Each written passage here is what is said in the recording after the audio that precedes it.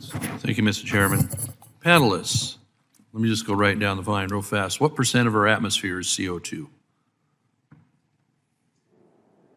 Take your best guess. You don't have to be accurate. All down the line. Repeat that question. What percent of our atmosphere is CO2, carbon dioxide? Wild guess, it's okay. I'll bite 5%. 5?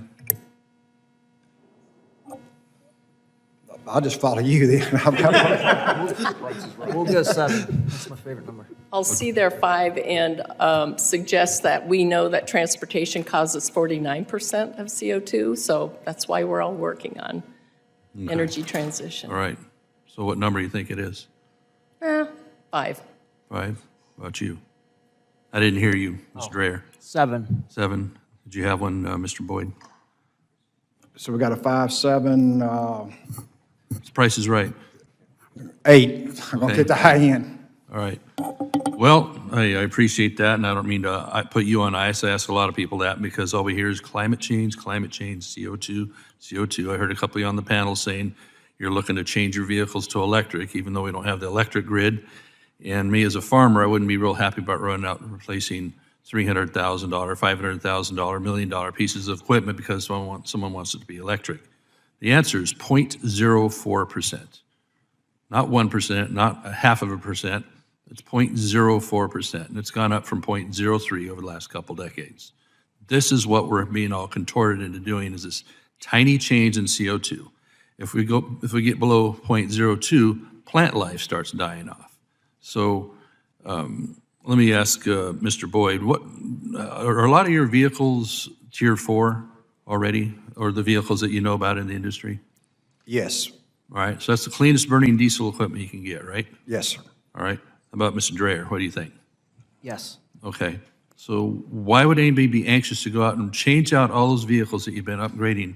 In my home state of California, CARB has eliminated lots of equipment. Trucks, we're down at least 70,000 truckers, and all because they don't make a mandate for a 2011 and newer vehicle. And so it's going to be harder to get things from the ports, all that. So anyway, I just wanted to underline that as we all get all giddy about trying to make everything electric, especially in my home state when they're shutting down the power grid and taking out hydroelectric dams, and they barely kept in place the nuclear power plant for an additional 5 years, which is 9% of our grid. I don't know how we're going to do this. I don't know how you guys are going to do construction out in remote areas where there isn't power lines yet nearby or what have you in order to charge this stuff. Maybe you'll bring generators. So anyway, thank you for letting me rant on that a little bit.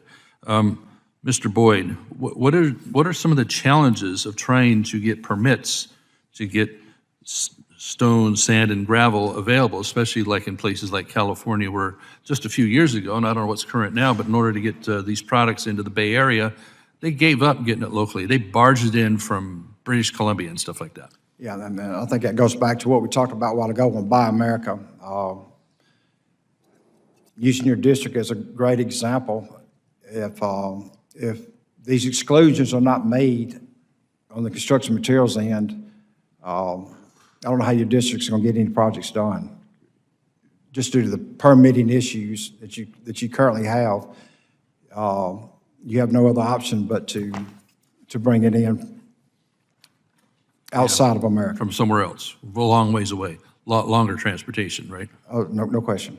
Yeah. Mr. Dreyer, when we were talking about the Infrastructure Act here, where there was attempts in this committee, attempts in Congress to make it not what it ended up being, at least on the highway section, but get rid of the ability to add highway capacity, downgrading projects, and instead Secretary Buttigieg put in performance measurements to reduce CO2 and greenhouse gas from highway transportation. These are holding up projects. So this was supposed to be in a so-called Infrastructure Act that the president and Democrats pretty much did on their own in the last session. The House Republicans didn't have a lot of opportunity to help shape.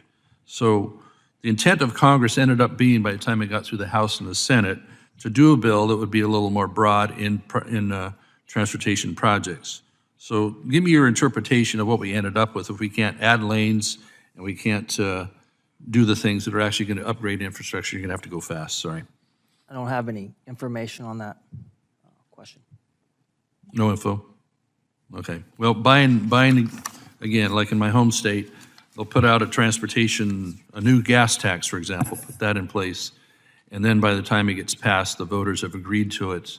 They pull the rug out from under them, ends up going for bike paths, buying land and things like that, and it can't go for lane capacity expansion for infrastructure. They can barely keep the focus on fixing infrastructure we have, or certainly adding to it, like what real people want.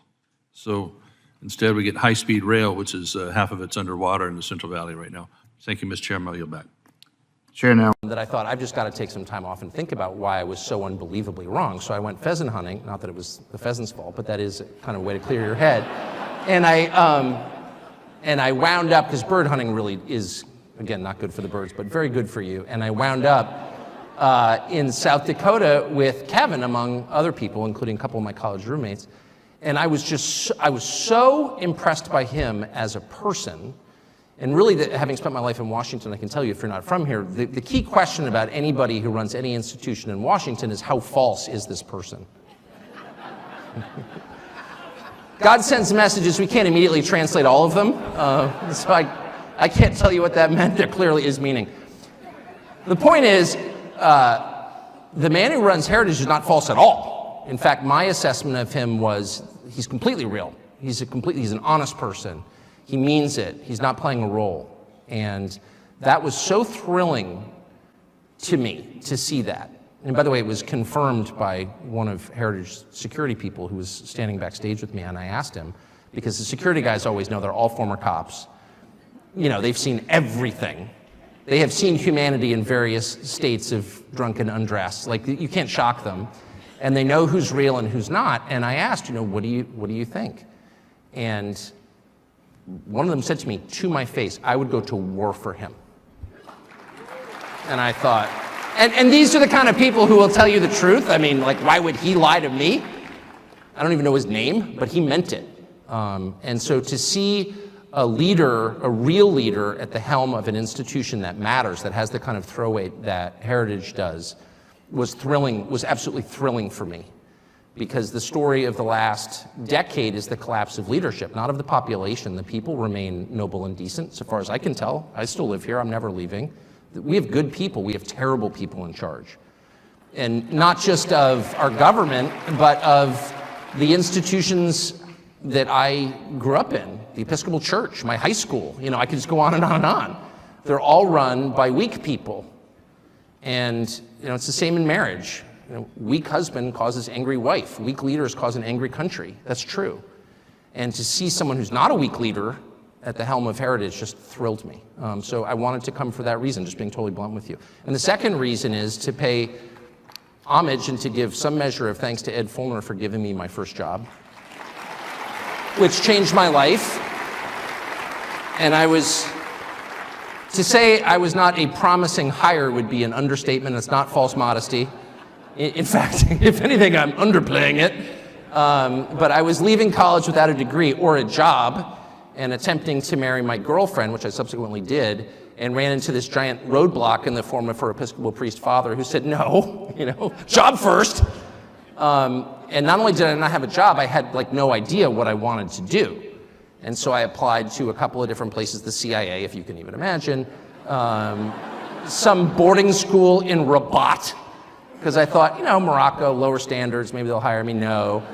And I wound up at Heritage, as you heard, as a fact checker, copy editor at Policy Review, the quarterly magazine of the Heritage Foundation. And that job absolutely changed my life. I was paid $14,000 a year plus a $100 bill for Christmas, which Dr. Fulner gave out personally to the entire staff, at least half of whom went downstairs and bought liquor with it at the liquor store, which I think is now part of the intern housing. But it was a long time ago. It was so long ago I smoked in my office. That's how long ago it was. That's like riding a mule to work, just to put it in the context of American history. Smoke in your office? Yeah, I did. In fact, Matt Spalding told me to stop one day, and I thought, wow. This modernization program is moving too fast for me. I can't deal with it. I've always been conservative in the truest sense. But Matt, you were right, and I quit. And anyway. But yes, it was a long time ago, and in the course of that job, though I didn't get rich, to be honest with you, I did learn what I wanted to do with the rest of my life, which was become a journalist, and that was really under the guidance of a man called Adam Meyerson, who ran it, who was, that was 32 years ago, and to this day, he really is the kindest person I've ever worked for. Just kind and nhiều đêm ngắm sao mà ước xin mình bền lâu suốt đời tình khắc sâu nhớ thương đầy vơi mộng thấy ai mỉm cười làn môi xinh tuyệt vời để rồi buồn ơi ánh trăng soi còn đó và nghe hơi gió biết rằng mình vừa mơ khi yêu hôn như nở hoa say mộng tuyệt vời nắm tương lai trong bàn tay một câu nói thôi đôi khi gặp nhau muốn khơi nhưng rồi lại thôi nói ra e ngại mặc theo gió trôi hôm nay nhìn xe kết hoa rồi ngược nẻo đường gửi thư trao cho người yêu vài câu luyến thương hân hoan hồn như nở hoa trông chờ hồi âm đắng cay trong lòng chỉ thấy thiếp hồng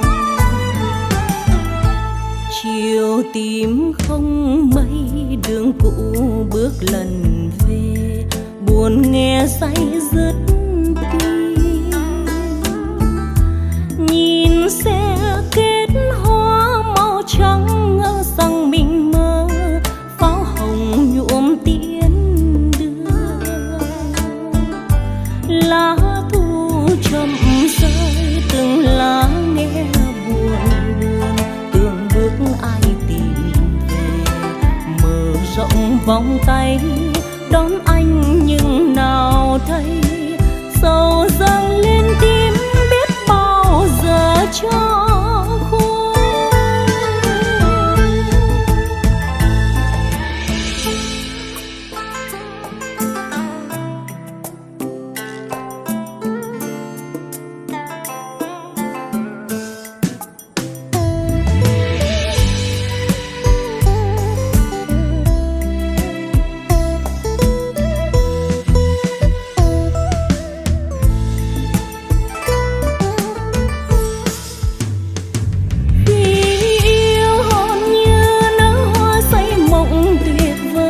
nắm tương lai trong bàn tay một câu nói thôi đôi khi gặp nhau muốn khơi nhưng rồi lại thôi nói ra e ngại mặc theo gió trôi hôm nay nhìn xe kết hoa rồi ngược nẻo đường gửi thư trao cho người yêu vài câu luyến